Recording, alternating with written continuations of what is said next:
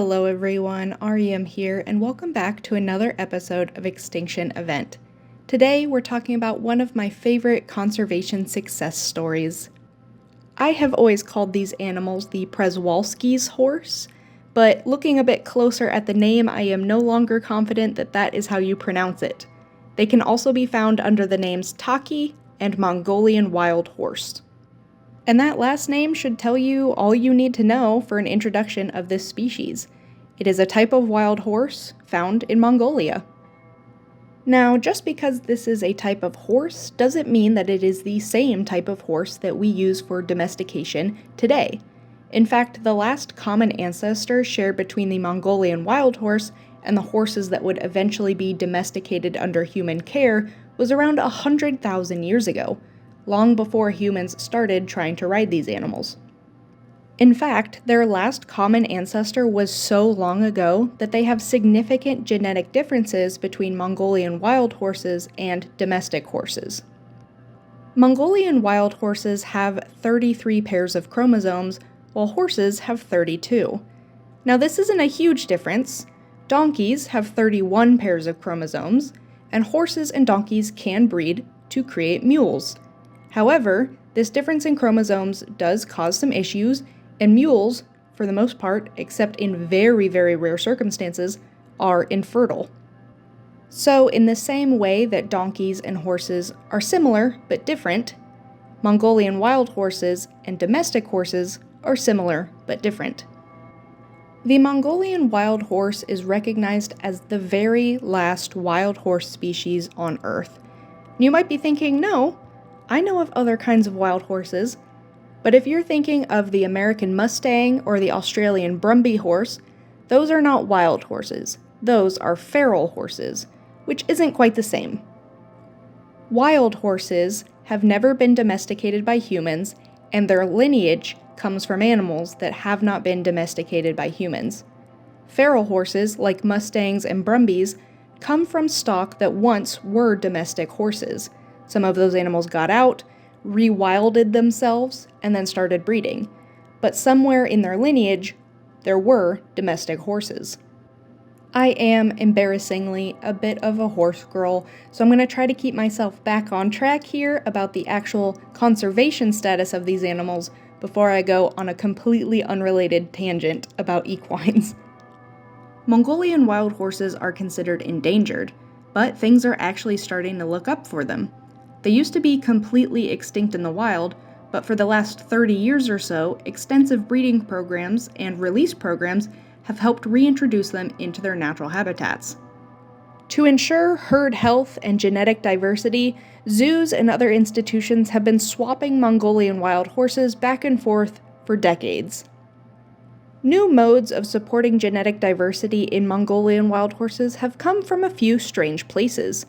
Once, a mule was being sold at a horse auction, and the winning owner thought it didn't quite look like a mule. Later, genetic inspection realized it was a Mongolian wild horse that may or may not have been smuggled out of its home country. This horse was able to be put into a breeding program later. Cloning has also been a wild success for these animals, and in 2020, the very first cloned Mongolian wild horse was born. The original horse was a stallion named Kuporovik. He was born in 1975 and then died in 1998. By the late 90s, scientists had begun to believe that cloning could soon be a viable option, so cells from Kuporovik were saved in case it was ever needed. This specific horse was chosen to be the cloned animal because his genetic testing showed he had more genetic diversity in his lineage than any of the other stallions at the time, meaning that his babies would be healthier and would be better able to pass on more of the lost horse genes than any other stallion. Once the techniques for cloning became more refined, an attempt was made to implant a cloned embryo of Kuporovik into a domestic horse mare. So interestingly, this fetus was not carried to term by a Mongolian wild horse. The cloned foal developed as normal and was born healthy in 2020. In case you're interested, his name is Kurt, and once he's of breeding age, he will become the breeding stallion for the Mongolian wild horses at the San Diego Zoo.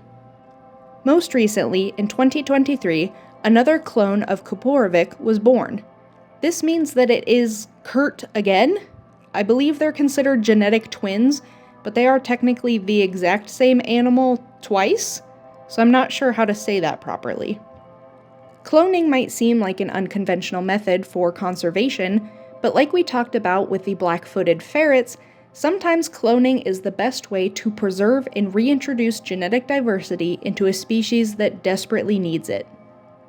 And it's working.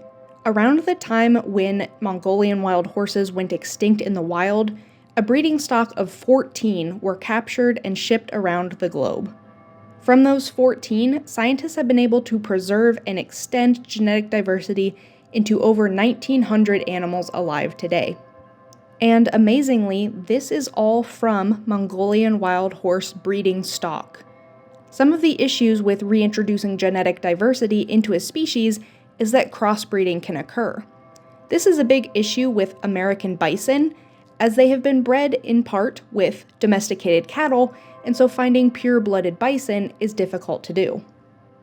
But there has been only one recorded case of a Mongolian wild horse breeding with a domestic horse, and there is no trace of that domestic horse's genes in the modern-day Mongolian wild horse gene pool, meaning that not only are these animals coming back from the brink of extinction, but they're coming back with a pure genetic bloodline, which is very, very rare. Hopefully, with these new and old techniques, these ancient horses can exist for generations to come. And that should remind you to smile.